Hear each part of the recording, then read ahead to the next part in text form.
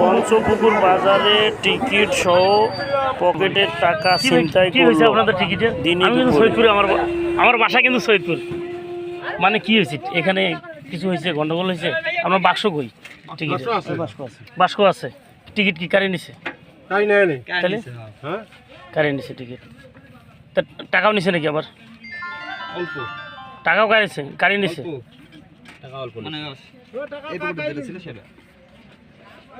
এটা কোন জায়গায় এই ঘটনাটা ঘটছে? আমাদের এই পঞ্চপুকুরে। এটা নীলুকে কেউ কি বলতে পারে না? এই এলাকাবাসীর লোকজন কেউ কিছু বলে নাই? সংখ্যায় বেশি ভাই, সংখ্যা বেশি। তা এখানে তো লস তো ওদের, যারা এগুলা কাজ করছে। এরাই তো টাকা দিয়ে টিকিট করছে।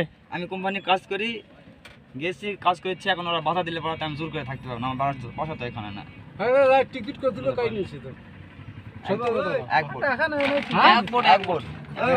এক বোর্ডের কয়শো টিকিট ছিল? 100-200 মতো, 100-200 নেই, ফুল ছিল না। 200-300 টিকিট। সবাই এটা কি নেওয়াটা কি আমার উচিত হয়েছে? যান চলে যান